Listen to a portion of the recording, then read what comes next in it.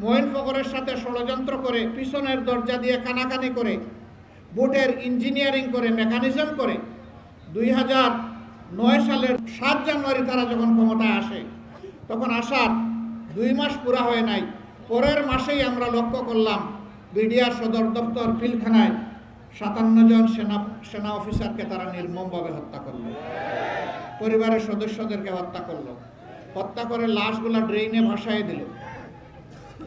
সাথে সাথে পিলখানার চতুর্দিকে রাতের বেলা কারেন্ট বন্ধ করে দিয়ে অন্ধকার করে খুনিদেরকে পালানোর ব্যবস্থা করে দিল। বিডিআরের লোকদেরকে দফায় দফায় অ্যারেস্ট করলো, 17,500 লোককে জেলে নিয়ে গেল, সকলের চাকরি খতম করে দিল। জেলের ভিতরে 350-র অধিক তাদের অফিসার এবং সৈনিক মারা গেল। ষড়যন্ত্র করলো আওয়ামী লীগ ক্ষমতায় আসার জন্য, আর জীবন গেল বিডিআরের। এটা ষড়যন্ত্রের দল। একটা বাহিনীকে শেষ করে দিল, সেনাবাহিনীর কোমর ভেঙে দিল। এইভাবে ষড়যন্ত্র করে তারা পরের বছরই জামাতে ইসলামের গায়ে হাত দিল। কেন হাত দিল? এ দেশের পরীক্ষিত 2টা দেশপ্রেমিক শক্তি আছে, একটা সেনাবাহিনী আর একটা জামাতে ইসলাম।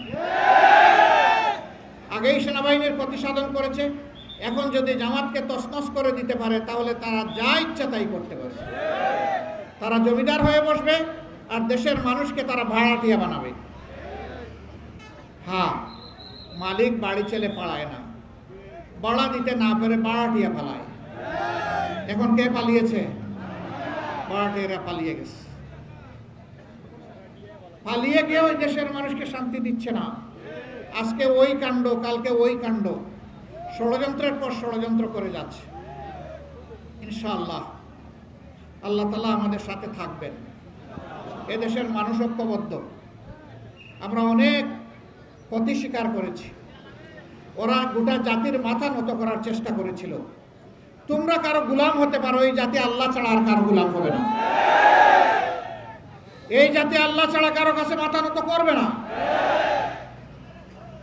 বীরের মতো লড়াই করে আমাদের সন্তানেরা আমাদেরকে লড়তে শিখেছে, মরতে শিখেছে। এই 24-এর 1 জুলাই থেকে শুরু করে 5ই আগস্ট পর্যন্ত সারা বাংলাদেশের সমস্ত মানুষ রাস্তায় নেমে এসেছিল। আমরা রংপুরবাসীর কাছে বিশেষভাবে কৃতজ্ঞ। আপনাদের সন্তানটি প্রথমে এই রাস্তা দেখিয়েছে, ডানা মেলে চিৎকার দিয়ে বলেছে, বুকের ভিতরে তুমুল ঝড়, বুক পেতেছি গুলি কর।